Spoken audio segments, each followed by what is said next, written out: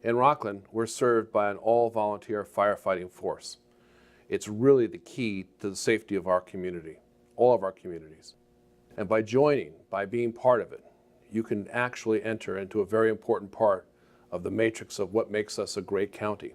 Please consider it. It's a great community service and one we need very badly.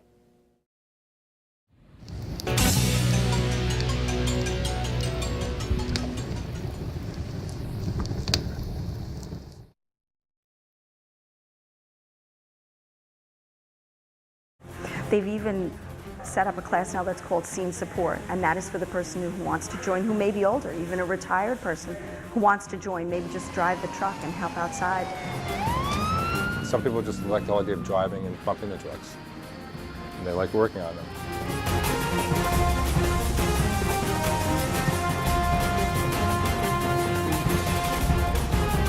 We also have fire police. They kind of cordon off the road, police the scene, so to speak, when there is a major scene, and they're just as pivotal.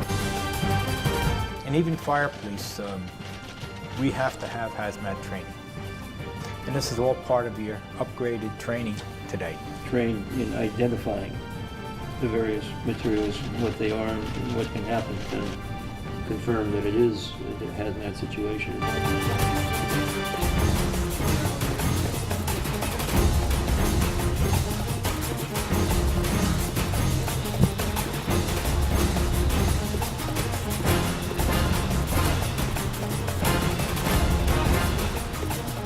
Terrorism is here in this country. Everybody is aware of that.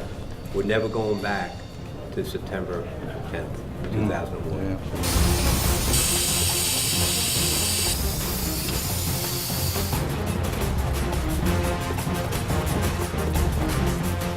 9/11 changed everything. It changed the hazmat response as well. So when we go out to a call, we're thinking two things now. Is this terrorism, or is it just a leaking drum? And they're thinking it's a biological agent. So a lot of times we're called to sort that out.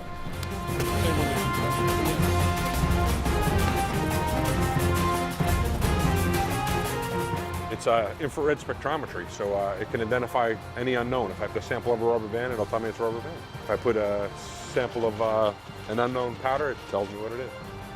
And it does about 50,000 different items. So it's real helpful to us because it identifies those items for us so that we know how to deal with them. This here is what we put on the sensor. So it's matching up the two peak waves and coming up with a 97%.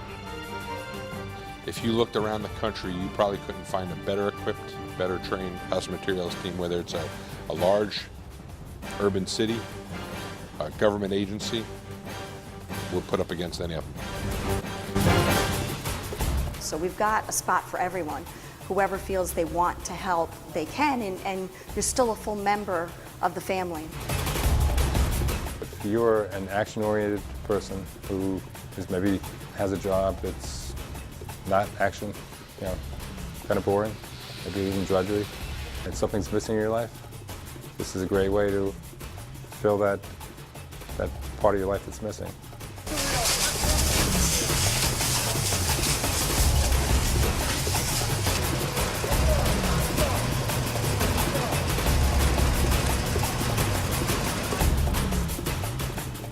The Ladies Auxiliaries have been in existence in this county for 100 and some odd years.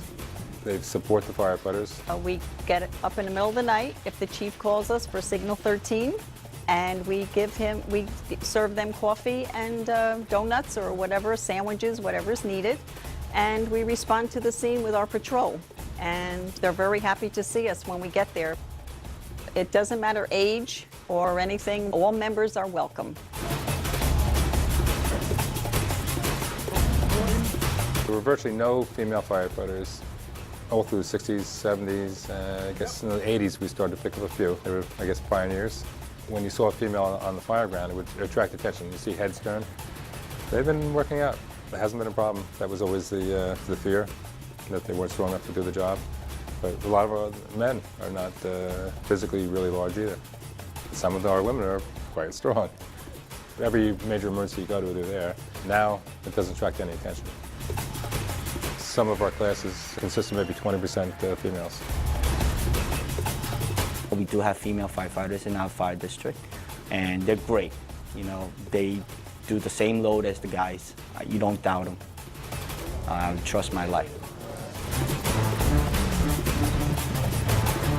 I had this store for close to 11 years. Came to America in 1981. Came up to Rockland County because I wanted a better life for my kids. I opened up the store, and one by one, all the volunteer firefighters from Tappan started coming to my store, congratulating me and welcoming me, you know, big open arms. That kind of made me want to join the fire department because of the warm welcome to the community and the brotherhood that I saw in their eyes, and overall this whole big heart they had. It's important to have that kind of background, that you know what to do in an emergency situation, because every second counts. When you help somebody, the worst thing that's gonna happen, somebody doesn't come and thank you. That's it.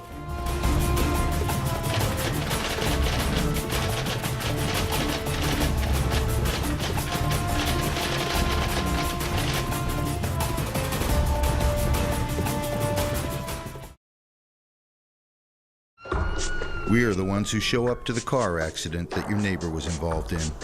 We are the ones who search the deepest rivers for a missing person. We are the ones who make sure dangerous chemical spills don't contaminate your communities. We are the ones who visit schools to talk about safety. We are the ones who are proud of what we do for you and our communities.